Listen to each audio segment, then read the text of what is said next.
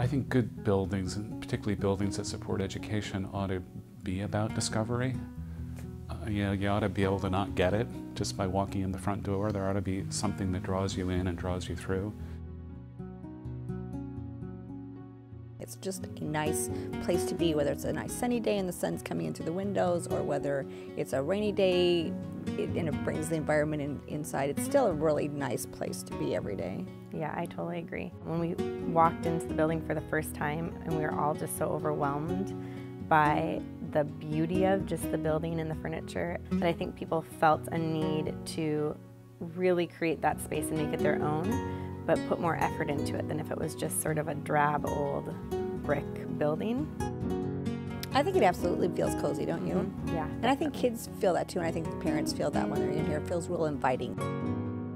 Probably one of the strongest things that drove the design was the desire to create a building like it belonged here, like it opened itself up to the outside and actually invited the island in. I love the transition of spaces over the bridges, and I know when I've been coming through the building, they use this as a teaching environment as well. Is that right? So you'll see, sometimes you'll see kids gathered here, cool. and teachers and furniture, and you know, it lends itself to a flexible environment, which is what we wanted.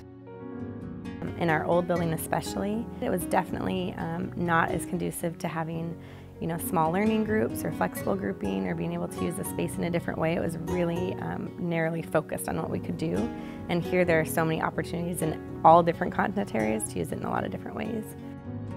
I think when you have a traditional building with the one room, it forces you to treat kids as if they're one group of students all doing the same thing, because you don't have space to do much else.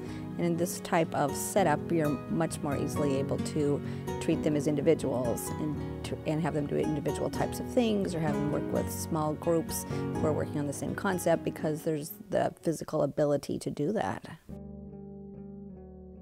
What I really appreciate is the simplicity of the design. As we were thinking about how were we going to add the playfulness and certainly the color, I think the design has provided a canvas of which to work from. We actually started thinking about color during the schematic design phase. I mean, I remember having the green floor in my office for months and months and months, and bringing in different kinds of chairs, different kinds of fabrics, different kinds of carpets.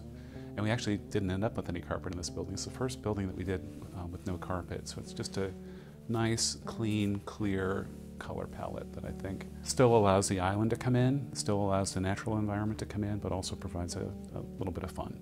I remember when we brought the color scheme to the staff, because we were on the planning committee together, and we showed everyone the green floor and the orange, that at first some people weren't even sure if it was for real or if it was a joke, because it looked so green and so orange, but it works. It really does. Tamela knows what she's doing. One of the things you did here, Tamela, that actually supported personalization is you worked to get those tiles manufactured for the bathrooms that actually were student artwork, right? Right.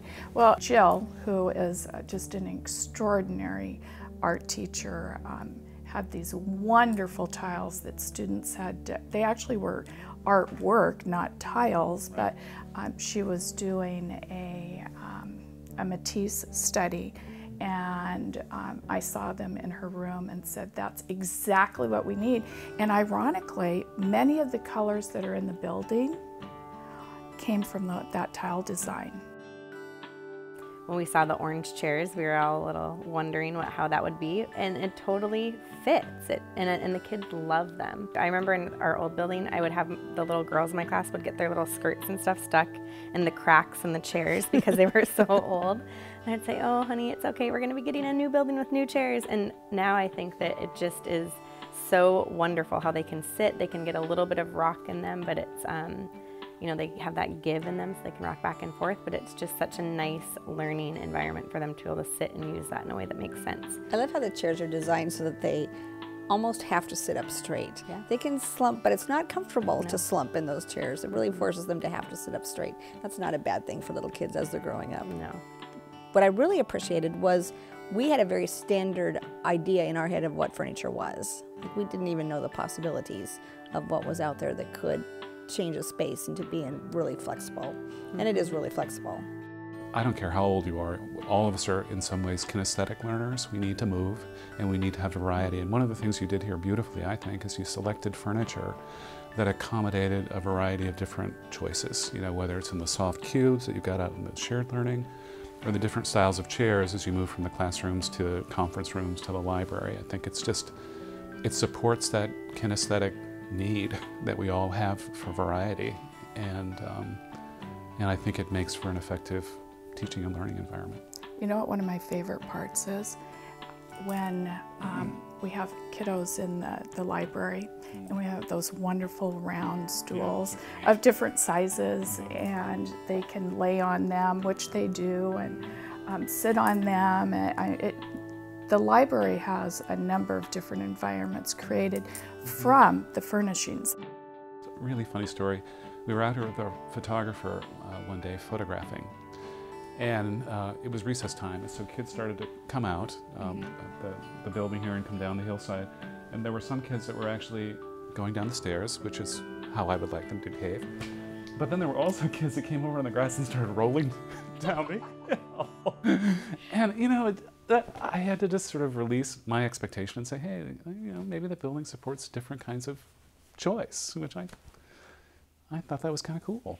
Well, don't you feel like one of our challenges sometimes is when our work is done, and then I come back into the building, and when I see how the building is evolving into an educational facility, and you know, many of the thoughts that we had are certainly being embraced and enhanced, but I also see such a variety.